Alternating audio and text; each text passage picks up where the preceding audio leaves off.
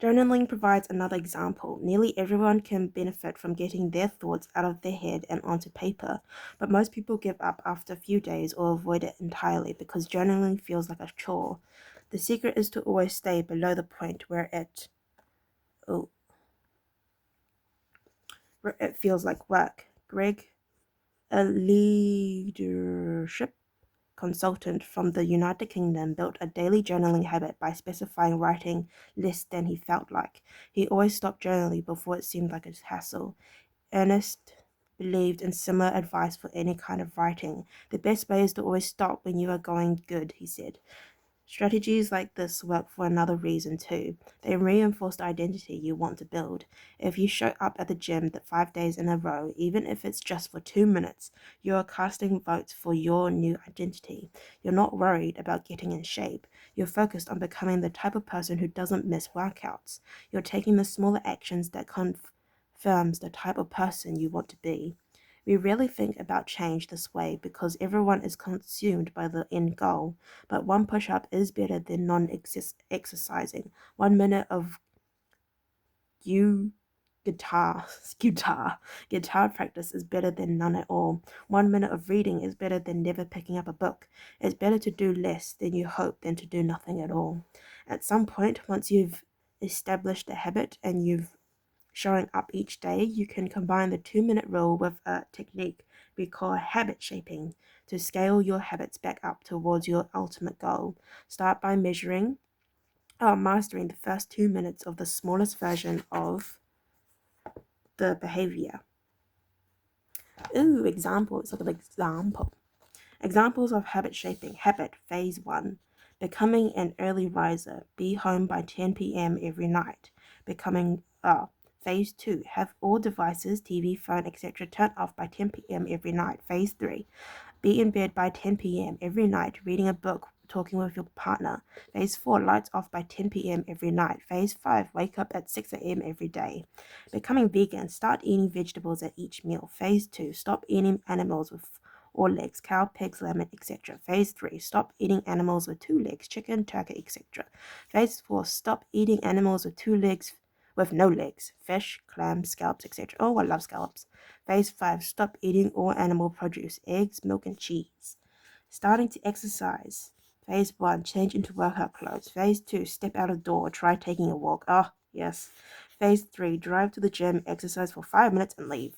Phase 4. Exercise for 15 minutes at least once per week. Phase 5. Exercise 3 times per week. That's kind of cool.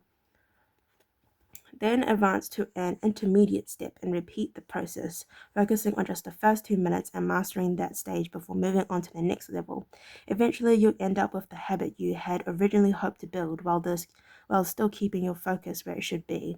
On the first 2 minutes of the behavior, nearly any larger life goal can be transformed into a 2 minute behavior. I want to live a healthy and long life. I need to stay in shape. I need to exercise. I need to change into my workout clothes. I want to have a happy marriage. I need to be a good partner. I should do something each day to make my partner's life easier. I should meal plan for next week. Whenever you are struggling to stick with a habit, you can employ the 2 minute rule. It's a simple way to make your habits easy. Okay, chapter 14. How to make good habits inevitable and bad habits impossible. In the summer of 1830, Victor Hugo was facing an impossible deadline. 12 months earlier, the French author had promised his publisher a new book, but instead of writing, he spent the year pursuing other projects, entertaining guests, and delaying his work. Frustrated, Hugues' publisher responded by setting a deadline less than 6 months away. The book had to be finished by February 1831. Hugo concocted a strategy plan to beat his procrastination. He collected all of his clothes and asked an assistant to lock them away in a large chest.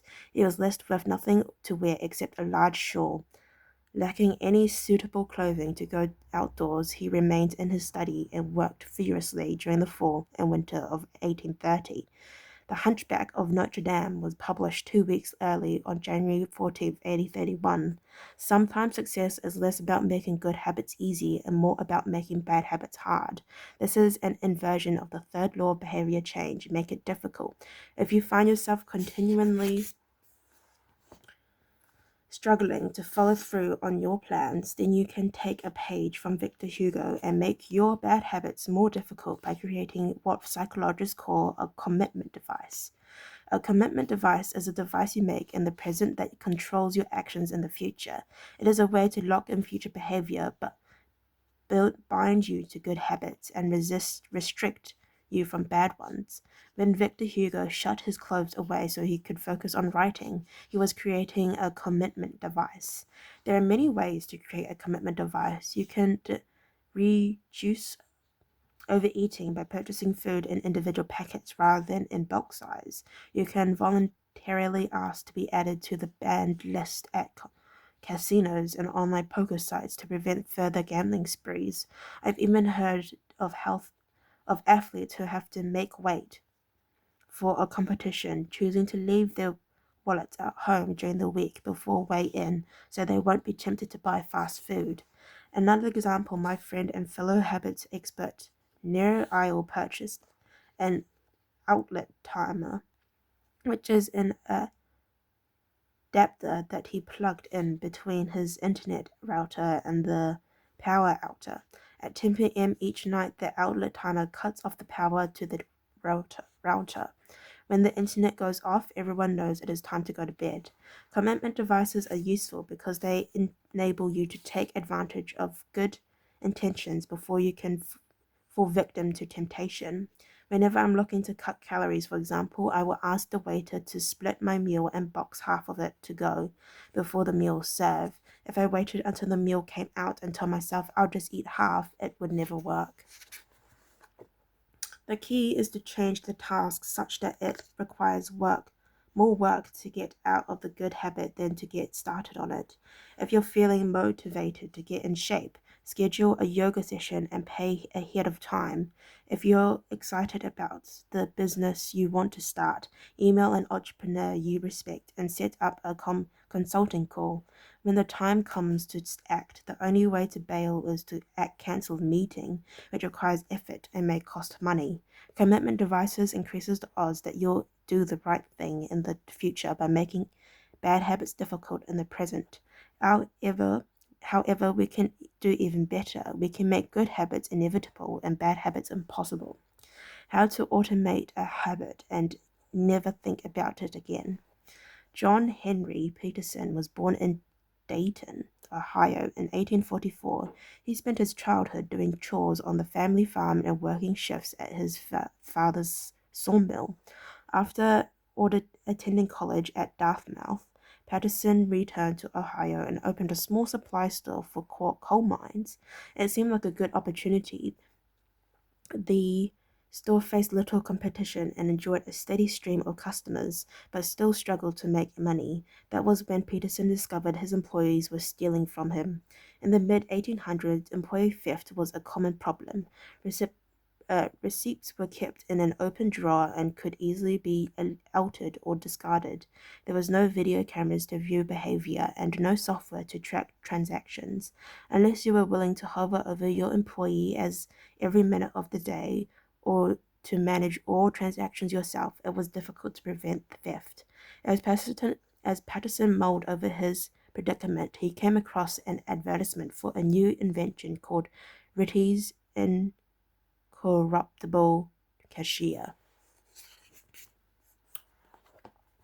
Designed by fellow Dayton resident James Ritty, it was the first cash register. The machine automatically locked the cash and receipts inside after each transaction. Patterson bought two for $50 each. Employees' theft at his store vanished overnight.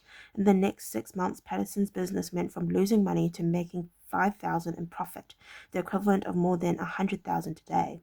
Patterson was so impressed with the machine that he changed businesses. He bought the rights to Ritty's invention and opened the National Cash Register Company.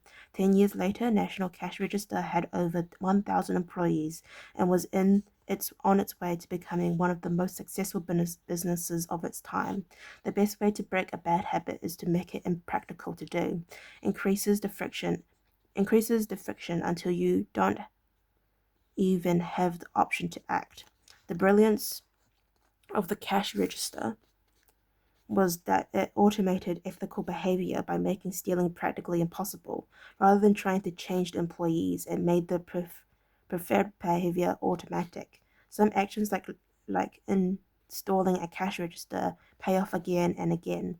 The one-time choices require a little bit of effort up front, but create increasing value over time. I'm fascinated by the idea that a single choice can deliver returns again and again.